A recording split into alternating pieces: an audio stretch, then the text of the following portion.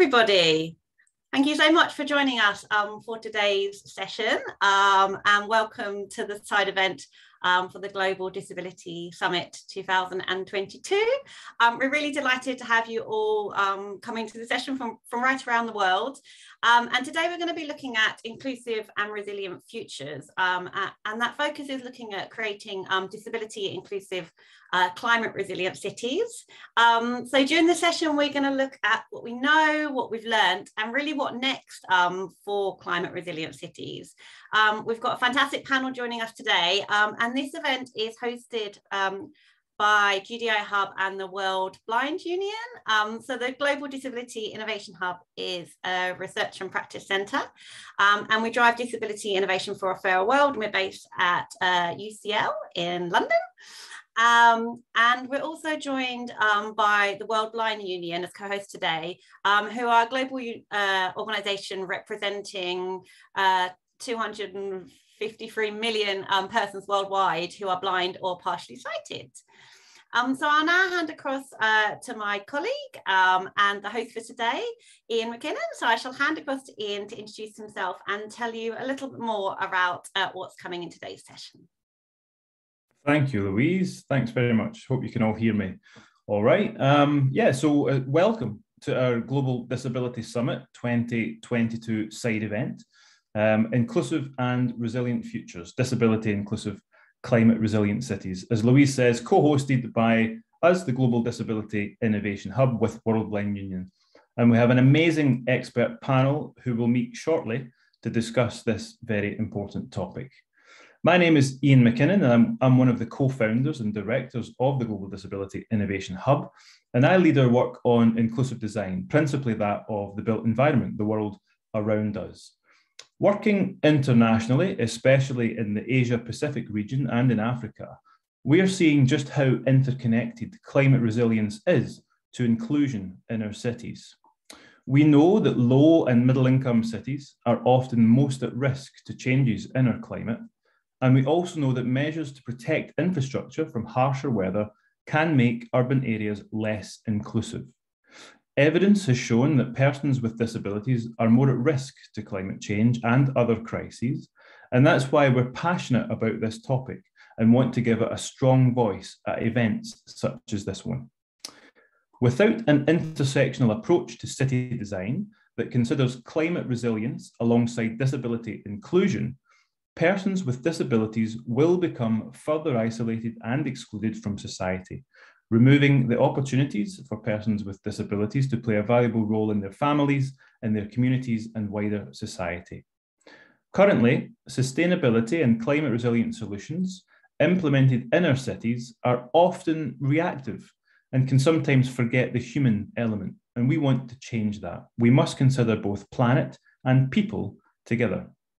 Now, we already know how to do this. It's actually set out fairly clearly in the SDGs 11 and 13, for example, through participation and collaboration, through integrated policies, by raising awareness, through capacity building, by innovating, and of course, always by learning from our previous successes and failures. Now, GDI Hub believe that applying an inclusive design approach across the climate response will help us make sure we get it right first time for everyone. It's such a huge opportunity. Only inclusive cities can ever be smart or sustainable cities. So with that, let's meet our expert panel, who are Michaela Patrick from the Global Disability Innovation Hub, Hannes Yulin Lagrulis from World Blind Union, Ellen Andersdotter Faber from UN Habitat, Elham Yousefian from International Disability Alliance, Dr. Victor Pineda and Dr. Sandra Willis from World Enabled, and Mr. Ibrahim Evrim from the port city of Mersin in Turkey. They will each now take a couple of minutes to introduce themselves and say why they are passionate about this subject before we move into the Q&A session. So first, I'd like to go to Michaela. Michaela, over to you.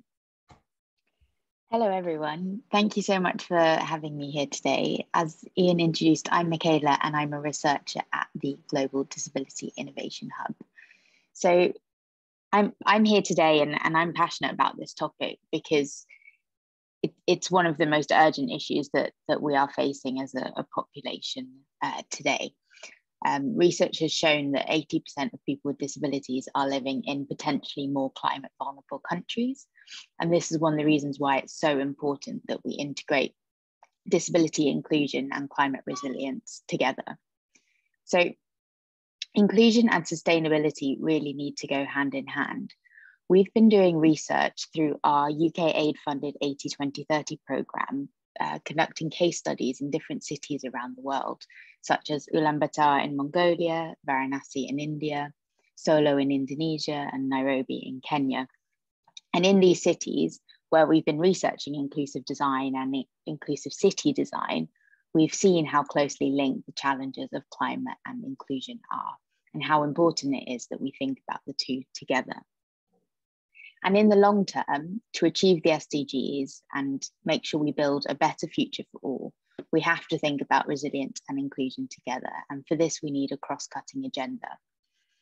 We think that inclusive design is actually one of the tools that can help us with this. Inclusive design is so much more than a set of accessibility standards. It's really an approach and a mindset that can bring stakeholders together, take a people-centered approach to designing solutions, designing policies, designing programs, designing our infrastructure. And ultimately, it's one of the ways that we can make sure we integrate genuine inclusion and participation of people with disabilities in our solutions for our cities. I'm looking forward to the rest of the discussion, and I'll hand over to the next speaker now.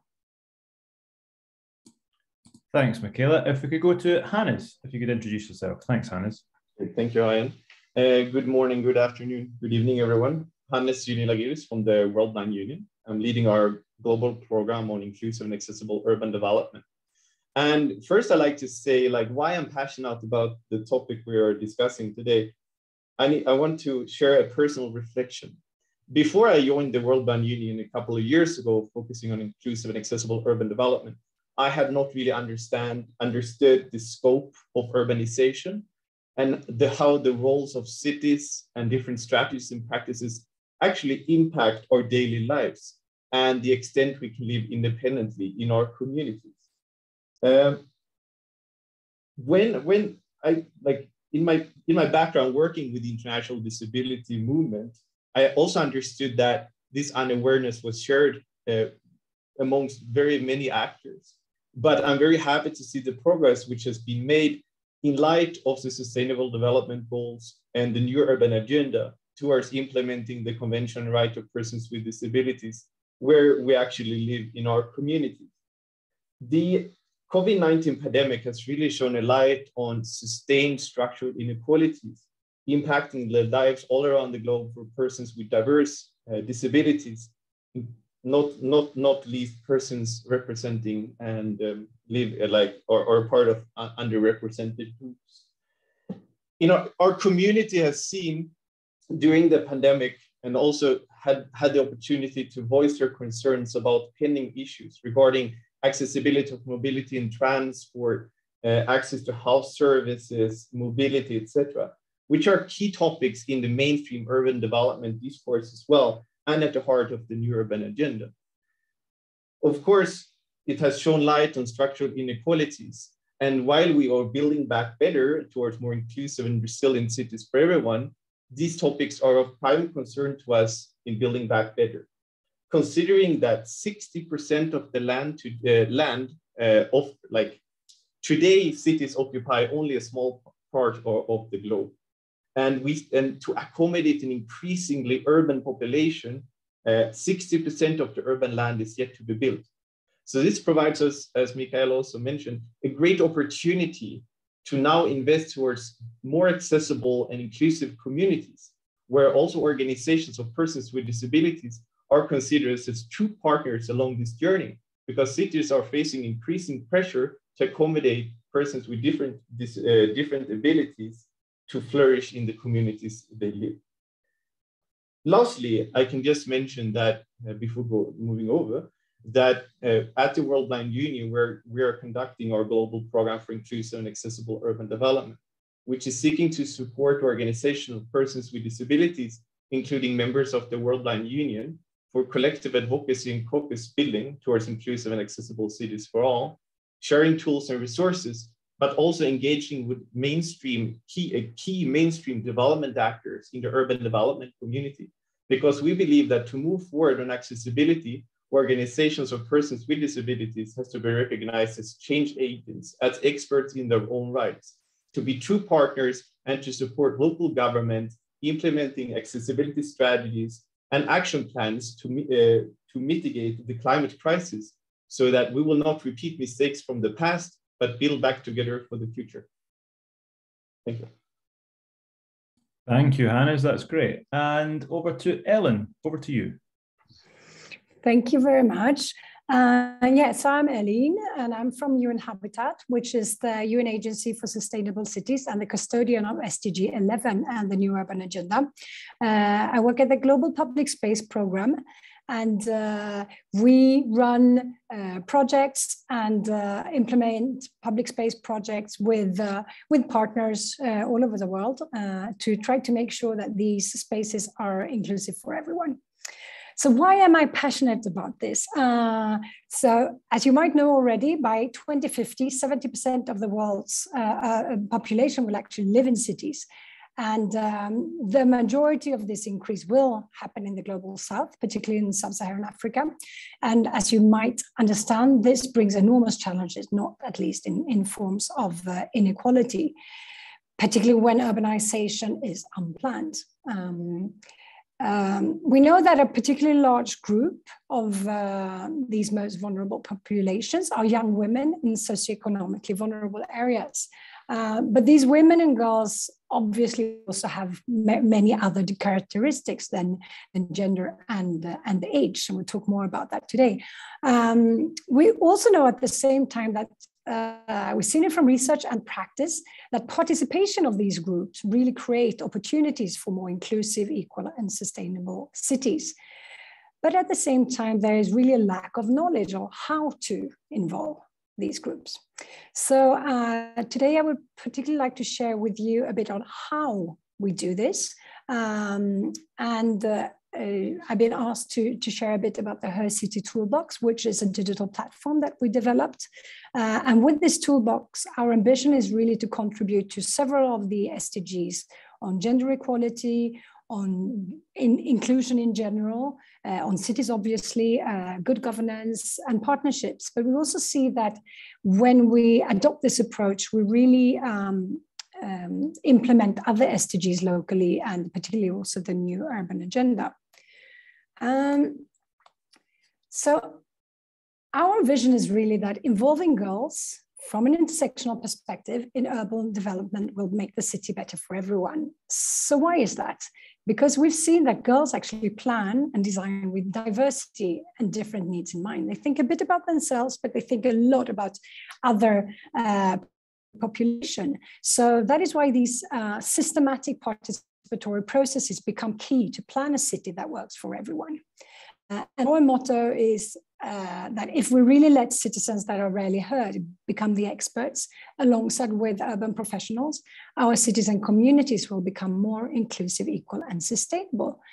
And just to wrap up, particularly important today is that, as I said, we work from an intersectional perspective always. So women and girls are not only women and girls, but they're also part of minorities. They could be refugees. They could have belong to other age groups. They can belong to other LGBTQI plus communities. And obviously today we're particularly focusing on people with disabilities. So I'm happy to be here and share more about our work in the conversation and let it to the next panelist. Thank you. Thank you very much, Ellen. Yeah, and we'll obviously speak more about that in the Q&A session. That's great. And I'd like to hand over now to Elham. Over to you. Thank you very much. Hello, everyone. Good morning, good afternoon, good evening. I know that GDS is very busy days, a lot of interesting side events. So thank you so much for choosing to follow our conversation. I hope that we can offer something helpful for you that helps your future advocacy and programs. My name is Elham Yusufian. I work for the International Disability Alliance as the Inclusive Humanitarian Action and Disaster Risk Reduction Advisor. I'm based in New York. So as you can imagine from the name, our organization is based on allying and working together, participation and representation. One of the things that I have been following since I joined the International Disability Alliance is inclusion of persons with disabilities in climate action mechanisms and processes. I found out that colleagues who have been doing this research and advocacy before me, that well, unfortunately, as Ian, I guess, mentioned in the beginning, planet at some point is is preceding the people, especially people who are not part of the mainstream, who are not part of the majority. So I have been trying through collaboration with colleagues, that many of them are today with us in the panel or in the audience, to advocate that real climate action cannot take place without inclusion of persons with disabilities. One of those important areas is, of course, building climate resilient cities. We see this change in the cities to make them more climate resilient as an opportunity to actually address historic exclusion and discrimination. Well, reality is that many of the cities we are living in right now have been designed without consultation of the majority of the population, leave alone persons with disabilities. So now that authorities, officials, governments have realized that it's time to change, and we cannot stay with the current situation because of the different kinds of sudden onset and slow onset disasters. We have to change the cities. It's a perfect timing to ensure that the new the changes are inclusive and accessible for persons with disabilities. And that inclusion and accessibility will not take place without participation. Participation is an inherent part of inclusion, and you cannot talk about inclusion without making sure that different groups have their voice and views being included and heard in any plans that are made, any policies that are being put in place to change the cities. So that's where I'm specifically interested in, and hope to contribute more in the conversations today on how to make sure that persons with disabilities, all of them, in the entire diversity that they have, are being represented and are being consulted meaningfully in designing, building, and monitoring climate resilient cities. So thank you so much. Please feel free to put your questions or opinions in the chat, and we will be continuing the conversation with colleagues. Over to you. Thank you, Ellen. Thank you so much for that. Yeah, we'll talk more about that. And also thank you for getting up so early in New York. We really appreciate that. Okay, next up we have from World Enabled, we have Dr. Victor Pineda, who could not join us live today, but has sent a pre-recorded message that we will hopefully be able to play for you now. And also Dr. Sandra AlMualim from World Enabled, who has joined us. So hopefully we'll have a recorded message from Victor, and then Sandra, if afterwards you want to say hi, that would be great. So yes, here we go.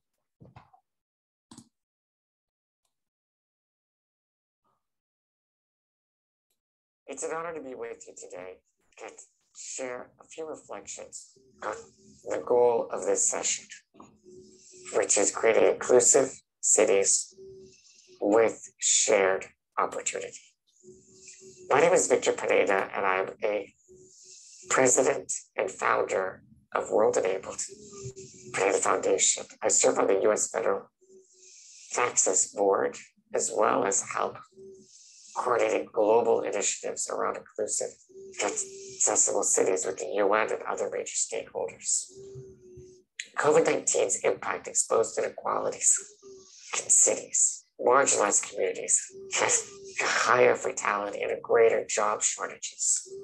Persons with disabilities are one of these groups and have long suffered from these inequalities. We've suffered at a higher degree because of the impact, not only of this pandemic, but of government responses. However, the pandemic has also accelerated local governments to create new depth and new era for digital transformation and further innovation. We need to marry innovation with inclusion. And inclusion needs to respond to human diversity. Innovation needs to be human-centric by design. We need to leverage the lessons learned from COVID-19 to help reconfigure a global infrastructure, an infrastructure that allows a recovery that leaves no one behind. We should consider spatial, economic, social, digital inclusion, and overall go towards radical inclusion. Several forms of barriers hinder participation in our economy, in our innovation, our research, our democracy. We all need everybody's views. We need to include all of the vulnerable groups, all of the communities to move past barriers and realize that there's still too many and too narrowly focused, compliance-oriented approaches. We need to scale solutions. 1.3 billion people worldwide live with some form of disability, representing 17% of the global population. This is the largest minority group worldwide. Yet only 4% of businesses are focused on making offerings and services that are inclusive and accessible to the disability community. Now is the moment to evolve digital standards, to evolve design and cultural principles, and push forward data-driven innovation that addresses not just one group, but several vulnerable groups, including persons with disabilities, the elderly, migrants, and others that might not speak a native language, persons with low literacy. We can all benefit from human-centered design. To achieve this urban transformation, local governments and relevant stakeholders need to support the development of urban policies and programs that understand to address barriers to inclusion and accessibility. How do we do that? How do we approach this together to really achieve a greater inclusion for all? We are each responsible. Everybody is responsible. Should be accountable to every stakeholder. We, the public sector, civil society, academia, and the private sector to come together as we're doing today to address challenges and radically address discriminatory practices for vulnerable, marginalized, and underserved populations. Because the future is accessible. And we are starting to build the future today. Thank you very much. Thank you very much, Victor. That was great. And Sandra, do you want to say hi? I'll make it rather quick. Thank you, Ian. I don't want to take up too much of your time. And I think I'll start with a reflection, just as Hannes did. Growing up in a city that suffered dissolution through war and conflict, the city of Beirut, and now calling home one of the most rapidly evolving and expanding cities in the world, called Dubai in the United Arab Emirates, that radical shift lets me start my introduction with an optimistic note, recognizing that urbanization, in fact, provides opportunities for transformational change, moving in an unprecedented, accelerated pace towards equity, social inclusion. And with the aim of improving access to quality services, whether they're health, education, employment, social care, and beyond, all the while engaging and mobilizing increasingly marginalized populations at risk of exclusion. That note of optimism has defined my professional pursuit, which is hardly separated from my personal one.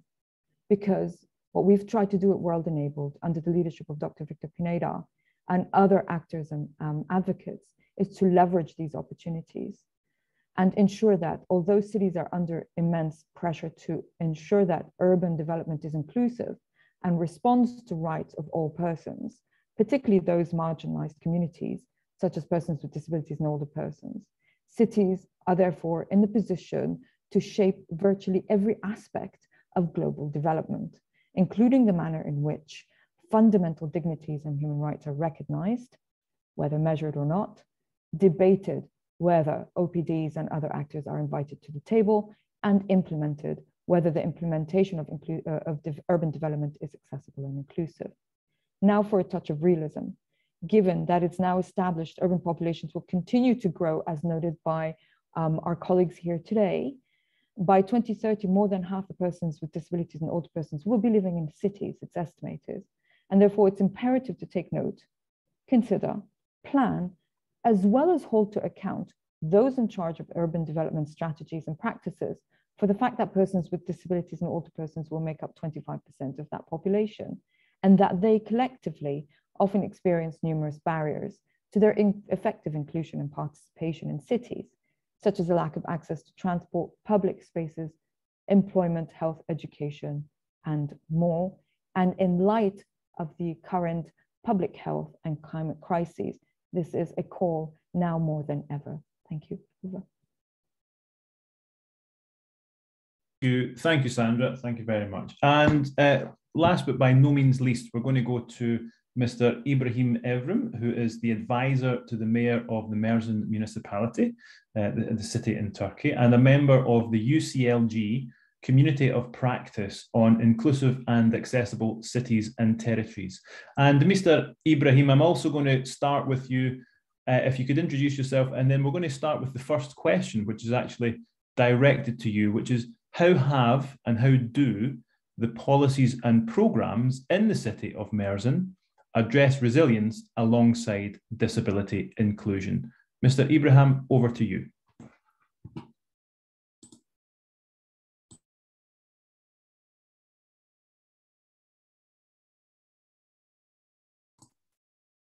Mr. Ibrahim. Yes, do you hear me now? Yes, we hear you now. Perfect. Over to you. Well, hello to everybody. I'm very excited, and I have the emotion of being with you today.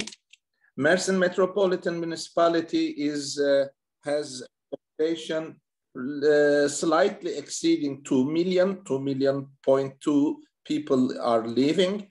And according to the statistics, we have approximately 13% of disabled people living in Mersin, together with 300,000 of refugees.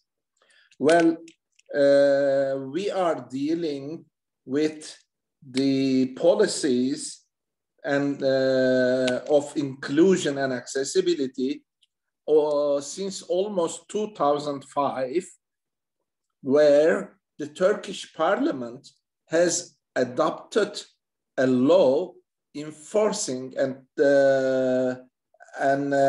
giving the responsibility to the local governments to make cities physically inclusive and accessible for all disabled people.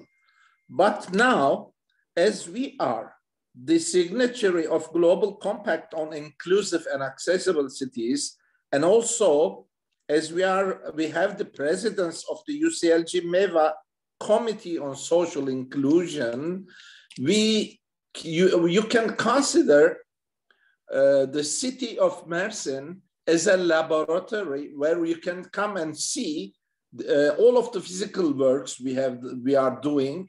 Not only that, but the educational efforts for the disabled people, especially the children, and the raising awareness for the disabled or non-disabled on the people to fight against the climate change, the earthquake risk, the flooding, etc., for the resilience. Now, for the moment, we are very, very happy of the results, because the more you increase the physical accessibility, the more inclusive they are becoming, and they are participating to the daily life, not only daily life, but the democratic participation to the decisions. Well, let me finish here. And if there is any question, I'm ready to give the answers, to try to give the answers. Thank you and hello to everybody. Thank you so much, Mr. Ibrahim. It's great to hear of cities such as Mersin being so proactive in these areas. And so we thank you for that. And it's a good reminder to the audience, actually. So we will be taking audience questions. We have some planned questions, but we will be happy to take some Q&A from the audience. So the Q&A box is available on Zoom. And for anyone that would like to ask a question, please do type it into the Q&A box, and we'll do our best to get to that. On to question 2 then for the session, which is, what have we learned from the COVID pandemic, and how can these insights support future crisis responses? Now, this is open to the panel, but I'll perhaps start with Hannes here. Hannes, you mentioned COVID in your introduction. So if it's okay, I'd like to come to you on this question. Hannes. Thank you so much, Ian, of course. I mean, as I mentioned before, during COVID, the structural inequalities really surfaced and really reminded us in the global community that although inclusion has been at the top of many organizations' agenda for many years, enough has not been done to counter accessibility barriers, for instance. As our community, the blind persons with visual impairment globally, suffered disproportionately from governmental responses on lack of accessibility in transportation, mobility, when there were also measures within the healthcare sector, limited persons to procure foods and daily essentials, etc. And I think a takeaway from the pandemic for me personally is, of course, that we have not done enough to address such barriers because the barriers will continue. There is an urgent need to address, that we are all stakeholders in supporting local governments to enforce accessibility standards, take part in co-creative processes, so that different stakeholders also learn from each other's expertise and experiences, so that new investments will be, fully integral of accessibility considerations. As Dr. Pineda mentioned, both when it comes to the social, physical, and digital infrastructures and accessibility features in our surroundings. And I think we are well equipped with lessons learned. The question is now, what do we do with them? How do we build back better? And how do we make sure that accessibility is not a tick-a-box exercise, that it's viewed holistically and integral in everything we do? We can take small steps and we can take big steps as well. Thank you, Hans. That's great. We've got a follow-on question to that, actually, talking from Latoya Smith, talking about lessons learned, learning lessons from the pandemic, and what actual actions have members on the panel taken that have made either minor or major impacts. So I wonder if any of the panel members have any additional points on the question about what we've learned from the COVID pandemic, and also if there's any examples of action you're aware of that has been taken as a result. Any panel members like to come in on that?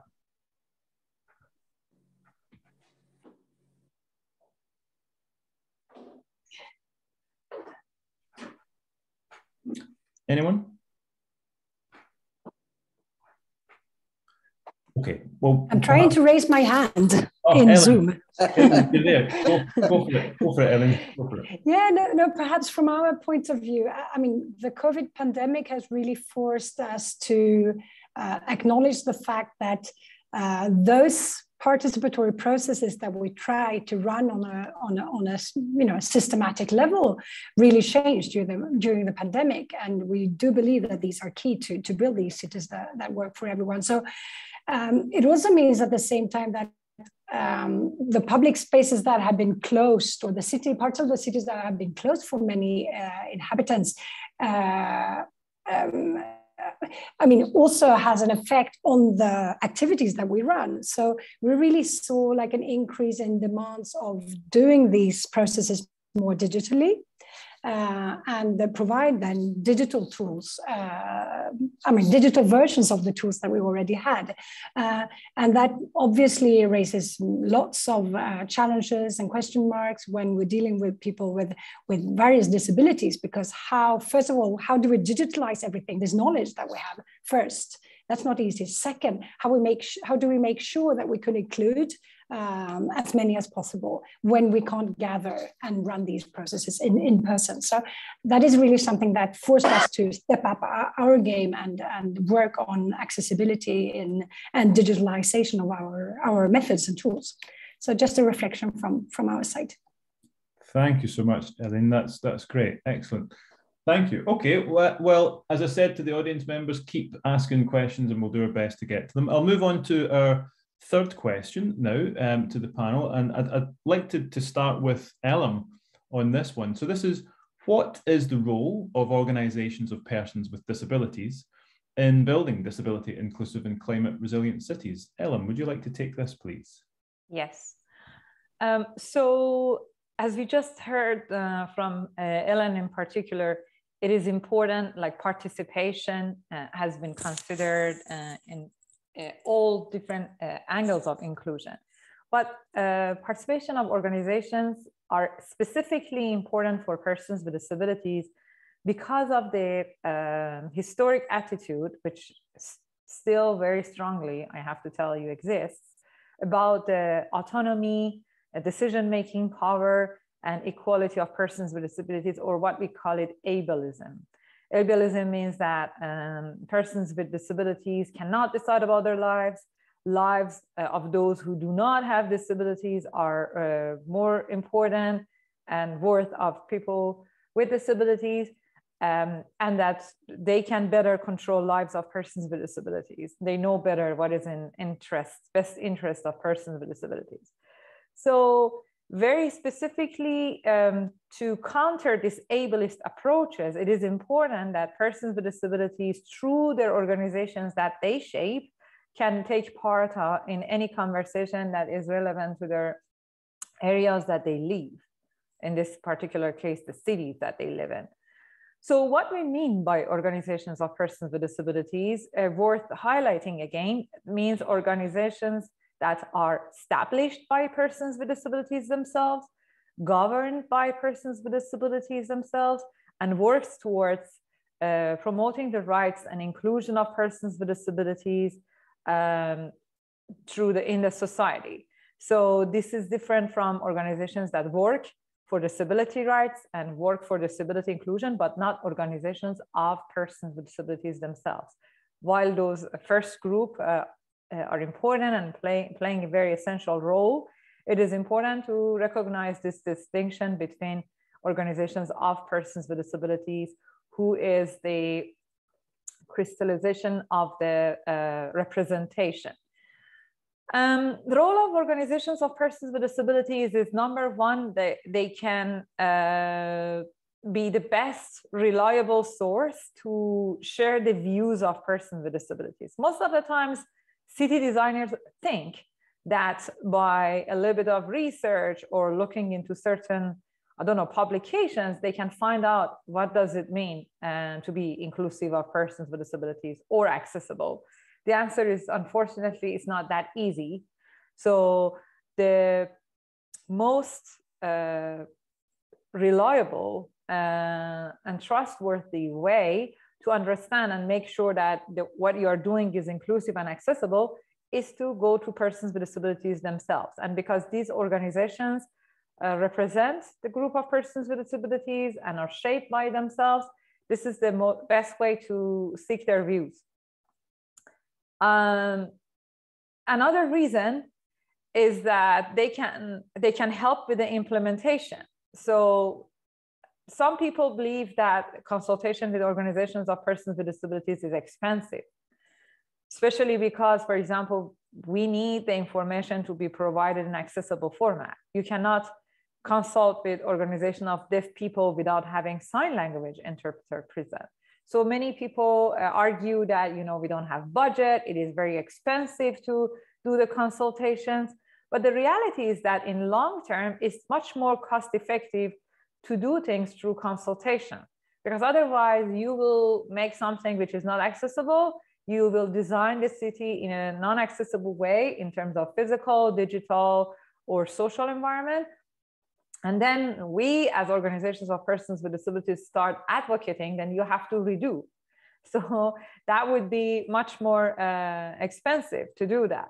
So in long term, with a little bit of pre-investment and considering in advance way before, especially if you consider that in the design level, would be much more cost beneficial to do things in consultation with persons with disabilities and their organizations.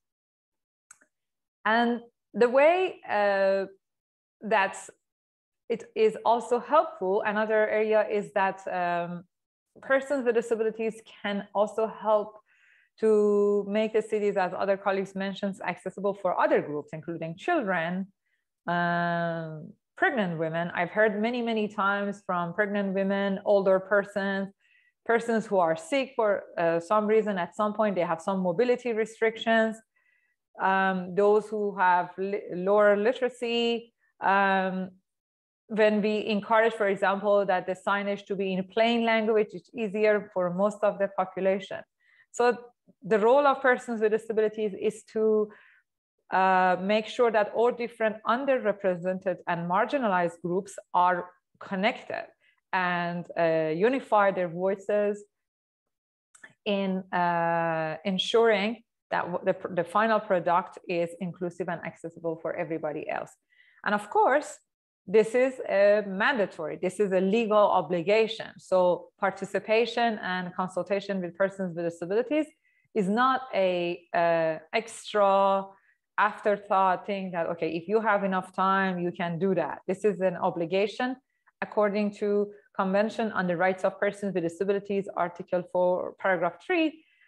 Everything that impacts lives of persons with disabilities must be done in consultation and active involvement of persons with disabilities and their representatives.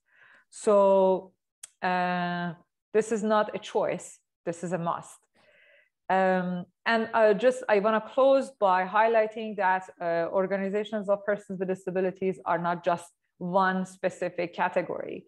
We have different groups. So sometimes consulting with one person or one group, consulting with organization of the blind doesn't mean that you're including all different groups. We have organizations of women with disabilities, displaced persons with disabilities, persons with intellectual disabilities, persons with psychosocial disabilities, young persons with disabilities, and other different groups. So just wanted to highlight that point to make sure that you include different variety of organizations of persons with disabilities in that. Thank you. Thank you, Elam. That's great. So really important points through that, and it makes me think actually about the. I'm going to juggle the questions a little bit here because it does make me think about the process of inclusive design. I mean, that's very much, you know, our approach, and what you've just been discussing there really ties in with that. So I'm actually going to go to question 5, which is what is the role of inclusive design in creating disability inclusive and climate resilient cities? And with that one, I'd like to go to Michaela first, if that's okay. Michaela. Thanks, Ian. Well, I think Alam sort of laid the groundwork for answering this question really well, that inclusive design is a process that's about including people with disabilities in design processes. Inclusive design is about creating spaces, making the world around us fair and equal for everybody. And I think one of the great things about a genuine inclusive design approach is that it can embrace and celebrate diversity. So it's not about designing just with one particular group. It's about designing with diversity in mind and making sure we create the best environment we can for most people. So that means designing with disabled people, designing with children, designing with older people, and by including everybody in that process, we can create better environments. I also just wanted to quickly talk about the role of inclusive design, because I think often inclusive design is thought of in very technical terms as a set of standards and measurements and technical interventions to the built environment, which is a fundamental and important part of inclusive design. We need to make sure our buildings are technically accessible, our streets are meeting standards. But it's so much more than that. It's a mindset and it's an approach that puts inclusion and participation at the core. And really, to be creating more inclusive cities, we need to be integrating inclusive design across urban development and infrastructure programs. In our 80-20-30 research, we found that so often implementation challenges are one of the biggest barriers to having more inclusive built environments. So that means that there may be policies and standards in place in that city that are a really good start, that kind of lay the groundwork, but there are things happening at the implementation level that mean there isn't the follow through that we need to make sure that we achieve the best that we can with those policies. So that includes things like making sure that inclusive design is integrated from the very start, from before the design process even begins. It's about making sure there's sufficient budget to support inclusive design participation and consultation in urban development initiatives. It's also about making sure that that process is consistent throughout. So we don't just integrate inclusive design at the start, we follow through on the construction to make sure that those principles are maintained throughout. So really it's about going beyond the kind of minimum standard. And really with inclusive design, I think we can be quite aspirational about what we can achieve and make sure that we create the kind of best environment for everybody. Hope that answers the question.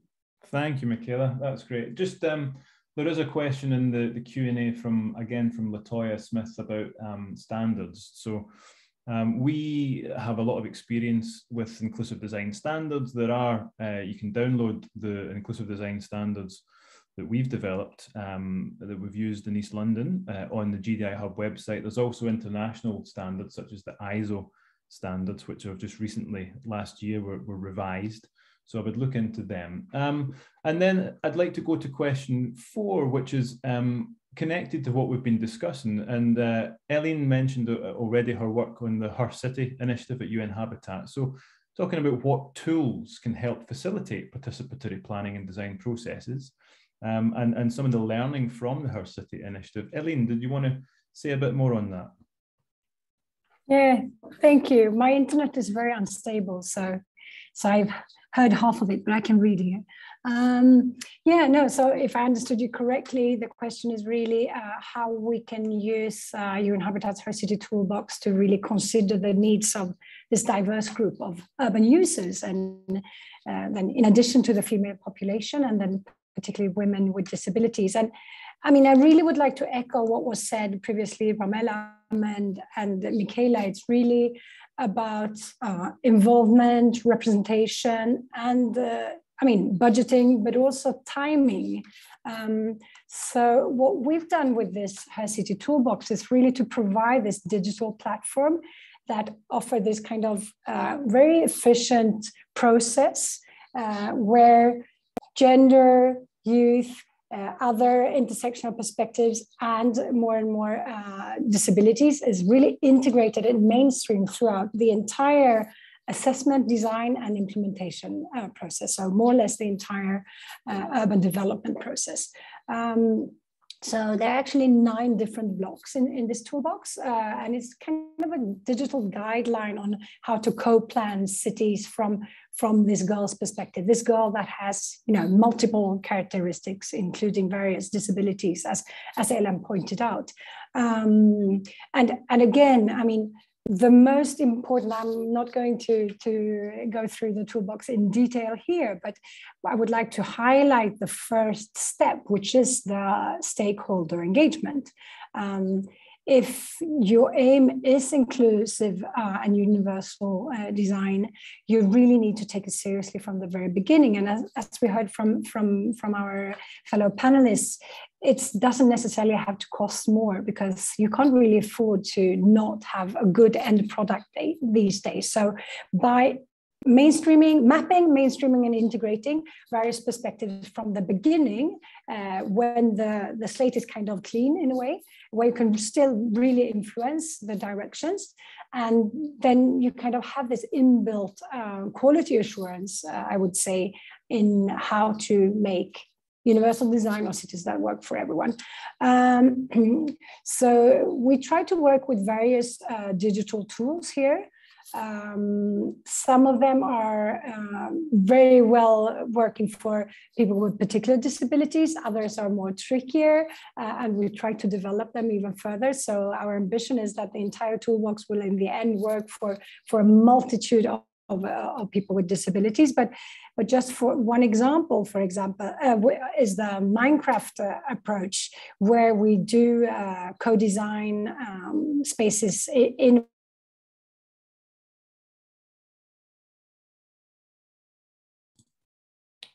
visceral disabilities, but it's on the other hand very useful for people that are illiterate, or people that can't really engage, that are hearingly impaired, or people that we had groups of autism, young people with autism that really felt this was a very good way to participate in the dialogue, where they otherwise wouldn't have dared or couldn't have.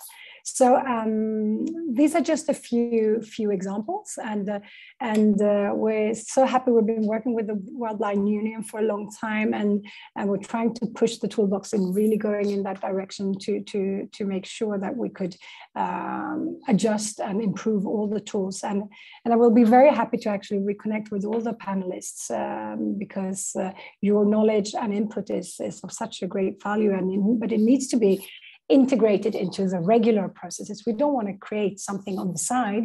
We would like to mainstream and integrate in a strategic way these perspectives into regular urban planning of cities and regions. So I think perhaps I can stop there. Thanks, Ellen. Thank you so much. That was great. And just again, thanks. And just to pick up on someone's asked, I mentioned standards earlier, and I said that ISO, it's the International Organization for Standardization. But thank you for sharing some of that learning from the Her City initiative, Eileen. That was great. And now I'd like to go to a question to Sandra. So this is about the question 6, about the Cities for All Global Compact and its respective 6 principles. Sandra, I wonder if you could just quickly tell us a little bit about how that will advance inclusive and resilient cities and also promote the implementation of global frameworks. Sandra. Thank you. Can everyone hear me okay? Because I'm also experiencing an unstable connection. I can hear you, yeah. Okay, brilliant. All right. Thank you for the opportunity. And on behalf of World Enabled and the team in Cities for All, we hope to share with you a response that's useful. Keeping in mind that when negotiating and speaking with city leaders in the context of whether they have a rich civil society and therefore OPD representation or not, because sometimes that's not always the case, advocacy sometimes takes unique channels. So keeping in mind not only the diversity and the heterogeneity of the population in which we work and serve, but also in really examining the diversity in the urban spaces, whether it's global north or south, or the uniqueness of some urban contexts, and whether they are in the midst of conflict or post-conflict settings. But I think what is a universalism here is the fact that urban environments, infrastructures, facilities, policies, programs, and services actually have the capability to impede or enable the perpetuating exclusion of persons with disabilities. And often, if I have the privilege of sitting in front of a city leader, I actually pose that simple question. Do you want to impede or enable? inclusion and the opportunity to foster the participation of persons with disabilities and OPDs that represent them. Now, guiding city leaders and cities and societies to embrace, endorse, and action a transformative urban development agenda, whereby you're promoting human diversity, equity, and social inclusion, is actually becoming a priority from our lens of the world, and is truly key to build inclusive, resilient, and sustainable futures for all, as propagated by the CRPD obligations and incentivized by the global goals and guided by the new urban agenda. Often, however, representation is lacking and data therein also is lacking. That transformative change can only take place through that paradigm shift grounded in human rights approach that incorporates social inclusion dimensions together, which together also ensure that those furthest behind are in fact targeted first. In the UAE, this was exemplified by their equitable and inclusive COVID response, for example, really putting whom they call people of determination first in their pandemic response. Now, to achieve their plan and the plans of all cities, all the development work carried out needs to guarantee that human rights of persons with disabilities, and as Elham said from IDA, whether they're children, youth, women, and Ellen mentioned also the heterogeneity, and also indigenous persons, really are key domains of change that operationalize the leave no one behind principle. This has basically been the groundwork of the transformational change in World-Enabled Cities for All Global Compact and campaign, of which our city host here in Mersin is a signatory, and we are proud of the signatory of the Global Compact. It is established to transform 100 cities to be accessible, inclusive, and resilient by 2030. It provides a roadmap. It provides the signatory cities in structuring their policies around inclusive human rights instruments and development plans that include the CRPD, SDGs, New Urban Agenda, and not forgetting the WHO Age-Friendly Cities Framework. In addition to these frameworks, cities are setting clear objectives around the Cities for All principles, of which there are 6, and of which they are very intuitive. But you would be astounded how, by structuring policies and programs, city strategies, and national strategy on disability, when grounded in these 6 principles, are providing the roadmap for that transformational, as Dr. Pineda likes to say, radical transformational agenda. The first is non-discrimination, promoting equitable access. The second one is participation, and really looking at the consultative process through OPDs and other agencies to make sure that the right people are represented and participating in the change process. Accessibility, and as Michaela mentioned, not only in the physical urban space, but also in the digital, among other spaces that are emerging at the moment, that urban development practices and urban, I guess, the quilt and fabric of urban spaces, as uniquely as they may be, including those of informal settlements, refugee camps, and migrant populations, need to be taken into consideration. But above all, our experience in inclusive urban policies and programs, mainstreaming disability across disability-related policies in health, education, social care, social protection, and beyond. But none of this would happen if the capability and capacity wasn't on the ground. So that's our 5th principle, is capacity building, is in effect why we've launched the Knowledge Hub and the training program in the Cities for All, side by side with UCLG and in partnership with UCLG, to raise the capabilities and the knowledge. Because very often city leaders have the will, but often don't have the capability, capacity, or knowledge or insight. And that's where data comes in, and that's our 6th principle, which is data for development. Disability data, measurement, metrics, indicators, and monitoring and evaluation frameworks on an urban scale, an urban transformation agenda, is our next objective in developing an inclusive cities index, which is our aim. So what is the collaborative way forward? In truth is, in any city's journey will be exemplified in its own transformational model of inclusion, perhaps shaped by development quality standards, such as ISO and beyond. grounded by principles and the mechanism of the Global Compact on Accessible Inclusive Framework. In practice, these 6 principles, as I've just mentioned, can lead to tangible shifts in social equity and resilience in cities and create universally inclusive, accessible environments that, in fact, hopefully leave no one behind. Thanks a lot. Sorry if I ran over you. That's all right. Thank you so much, Sandra. That was great. And yeah, as I knew we would, we've come to the hour very quickly. So it's time for us to wrap up. And I'd like to just a couple of minutes, just a couple of reflections on the session. If I could go to Hannes as our co-host World Blind Union, and just perhaps, Hannes, just even a couple of lines that for you encapsulate the conversation and really what next. Hannes. Thank you so much, Ian, and thank you all the panelists as well. It's been a very exciting discussion. I wish that we had definitely more hours to dedicate to this.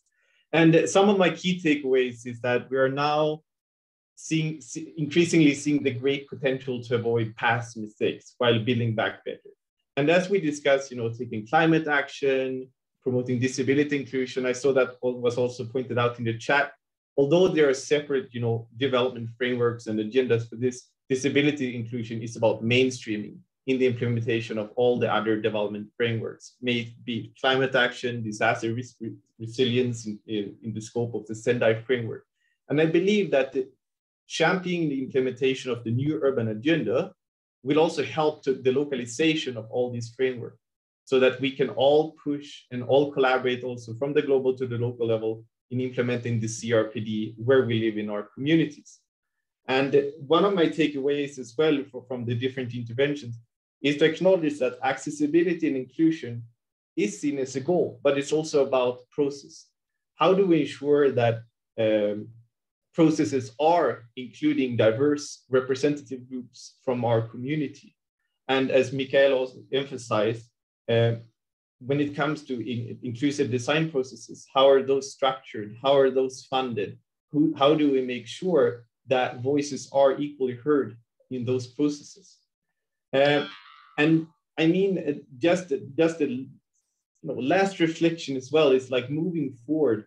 I think that we will sustain and increase efforts to collaborate across different groups, across different networks, where we have organizational persons with disabilities, older persons representatives, and also other constituency groups representing marginalized constituents as well, together with academia, cities and local government, multilateral actors such as UN Habitat, so that we all move forward together, share learnings and expertise, so that ultimately our urban future will be inclusive and where we can all enjoy our rights on an equal basis, so that we will flourish and also counter all the challenges we're facing in terms of climate disaster, etc.